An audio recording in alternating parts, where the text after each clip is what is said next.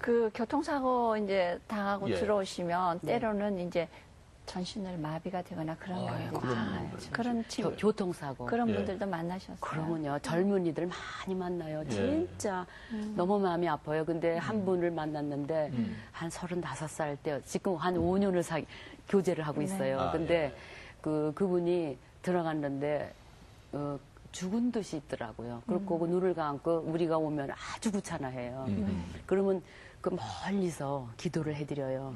그걸 매주 가서 했는데 어느 날은 자는 것 같아서 가만히 들여다보고 있었거든요. 네. 그랬더니 그분이 나를 톡 쳐요. 치더니 고마워하면서 무슨 말을 하래요. 말을 못해요. 그 사람이 목에다가 뭐 플라스틱 같은 그거 숨 쉬는 걸 꽂았더라고요. 그러니까 말을 못하는데 말을 하래요. 그래서 조용하게 귀에다 대고 복음을 전했어요. 그랬더니 그분이 말을 할 수가 없죠. 로봇 같은 소리가 나, 새 소리가. 천천히 그거는요, 눈물 없이 볼 수가 없어요. 눈물을 흘리면서 목소리가 없는 상황에서 쩔쩔매면서 예수님을 영접했어요. 영접하고 그분이 소망이 생겼어. 소망이 생겼는데 지가 당신을 도와드리고 싶습니다. 그래. 그래서 지가 그랬는데 그런데 그 예수님을 믿게 된 동기가요. 그분이 그 병원에 와 있는데 그 와이프하고 두 아이가 떠났대요. 자기를 떠났대요. 예, 그래서 더 슬펐죠. 그럼요. 그랬는데 그 예수님 믿고 계속 같이 기도했거든요. 근데 어느 날 다 돌아와서 지금은 그래요? 예, 그런 일이 많아요. 와이프가. 와이프가 돌아오고 지금은 다른 병원으로 갔거든. 지금 백번에서 만난 분인데 거기 또 오라고 전화가 와요. 그럼 또 거길 가요. 그래서 거기 가서 다시 기도해주고 그렇게 바쁘죠. 감사합니다. 아까 안 믿는 사람도 만나지만 믿는 환자도 만난다 그러셨잖아요. 많이 만나죠. 그 믿는 환자들이 내가 다니긴 하지만 확신이 없습니다. 이렇게 얘기 고백도 좀 하기 힘든 고백이잖아요. 그렇죠. 그래도 해요. 그거는 정확하게 하더라고요. 그러니까 지금 항상 물어봐요. 이제 물론 지혜 있게 해야 돼요. 어느 때든지 하나님 앞에 서면 천국 갈 확신이 있냐. 그렇게 물어보면은 믿음으로 가죠. 예수를 믿으니까 그러면 맞는 것 같죠. 네. 모르고도 그렇게 말해요. 지금 오래 해보니까. 그리고 어떤 사람은 열심히 노력하고 있습니다. 이런 사람도 있고. 근데 믿음으로 간다 그래도 예수님이, 하나님이 뭘 하셨길래 갑니까? 물어보면 대답 못하는 사람 많아요. 그래서 어떤 분한테 그랬어요. 자기가 노력을 해서 열심히 노력하고 있다는 분한테. 그러면 하나님이 수천 년을 통해서 구원의 역사를 만들어 놓고 예수님이 이 땅에 오셔서 그 힘든 상황을 지나면서 구원을 이뤄놨는데 열심히 노력해서 간다면은, 예수님 그걸 뭐 때문에 하시겠어요? 그러면은, 그러게요, 그래요. 그런 분이 많아요. 구체적으로 이제 구원의 확신이 없던 분 중에, 이제 구원의 확신이 있게 하셨던 어떤 사례가 기억나세요? 한 번은 갔는데 병원에 가면 이렇게 보면은요, 눈에 들어오는 사람이 있어요. 근데 너무 슬퍼하는 어머니가 계셨어요. 그래서 가만히 다가가서 얘기를 시작을 해보니까요. 그분이 갑자기 척추 문제로 걷지를 못해요. 그래서 슬피 울고 있더라고요. 그래서 교회는 다 가신다 그러더라고요. 그래서 물어봤죠. 구원의 확신을. 그랬더니 그분이 확신이 없더라고요. 그래서 이제 영접을 하시고, 이제 지가 뉴질랜드 선교사님과 같이 다녀요. 그분이 신유은사가 있어서 그분이 같이 기도해드리고, 그랬는데 그분들이 예수님만 확신을 하면은요, 얼굴을 웃어요. 웃고 소망이 생겨요. 그럼 그 다음 주에 또 가잖아요. 그럼 손녀딸이 또 와서 있는데 또 물어보면 또 없어요. 그러면은 또 확실하게 이제 예수님을 영접하고요. 그 다음에는 또 며느리가 또 왔어요. 근데 며느리는 우울증이에요. 그래갖고 웃지를 않아요. 근데 예수님을 영접하더니 성경 구절을 여호와를 기뻐하라 저가 내 마음의 소원을 이루어 주시리라. 이 성경 구절을 이렇게 플라스틱으로 코팅해서 주거든요. 그거를 읽더니 그렇게 기쁘게 웃더라고요. 그러더니 구충회를 좀 가재요.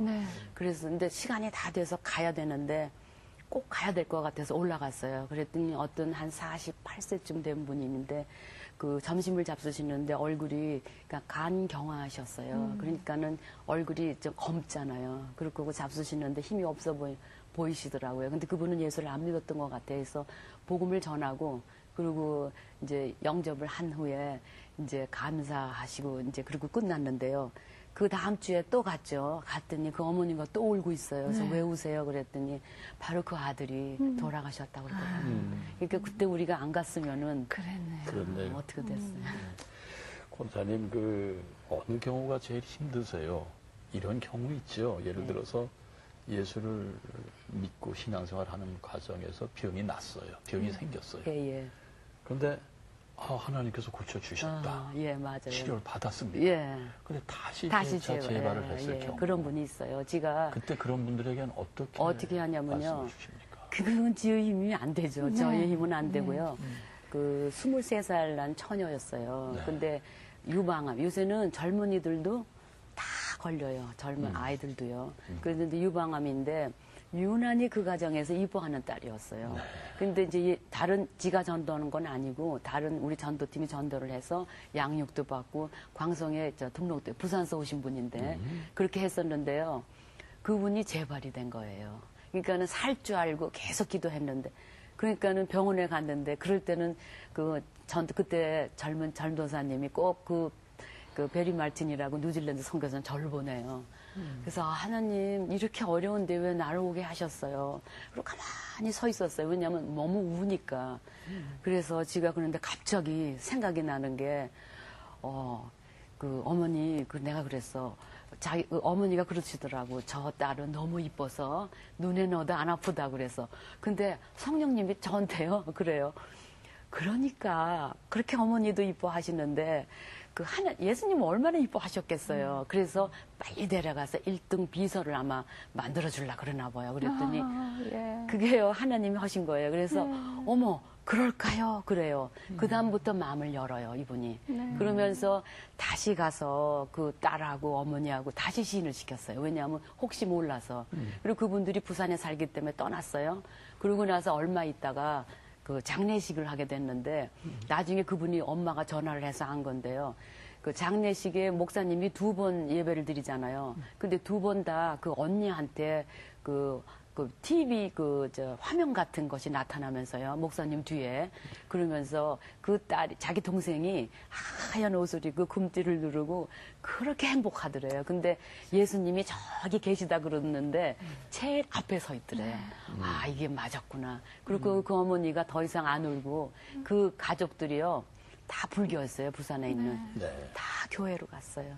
그래서 그 어머니가 회를 떠와서 우리들한테 와서 대접했잖아요. 네. 예. 사실은 이제 권사님이 첼로 전공을 하셨다고 들었거든요.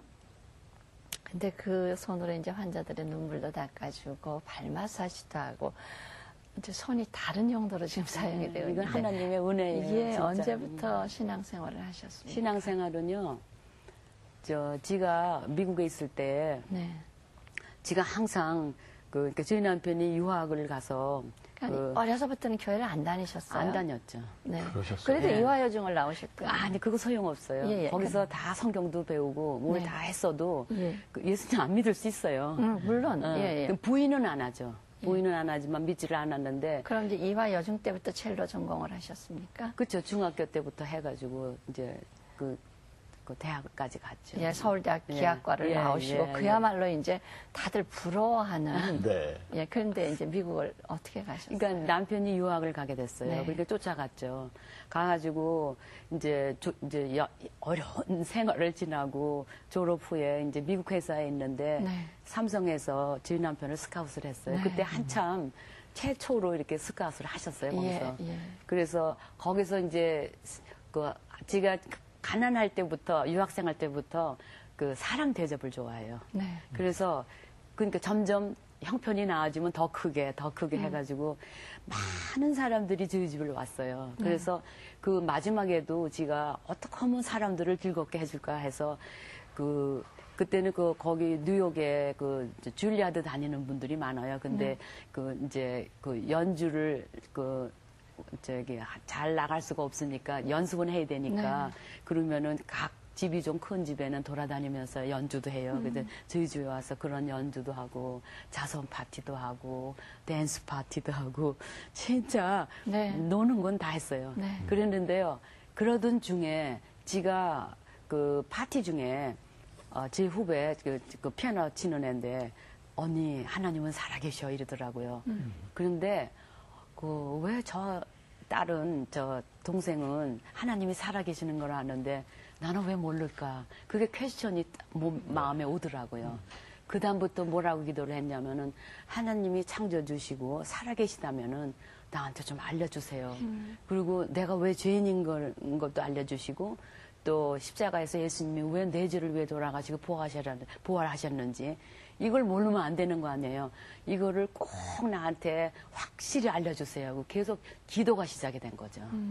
그랬다가 뉴욕으로 가서 거기에서 이제 기도하던 중에 그 11월에 저희 남편은 그 삼성이 바쁜 데 아니에요. 항상 비행기 타고 어디를 가요. 11월에 시카고로 갔었는데요. 문이 다 닫힌 상태에서 그 태풍이 불어왔어요. 그러니까 사도행전에 있는 그 급하고 강한 바람이라고 써 있더라고요. 그때는 그 성경 구절도 성령의 태풍. 그렇죠. 그러니까는 바람이 불어오는데 문은 닫혀 있고 나는 날아갈 것 같아요. 근데 내 몸에 무게가 없어요. 그래서 사도 바울이 몸에 있었는지 바깥에 있었는지 그 말이 좀 그거 비슷한 거 아닌가 싶어요.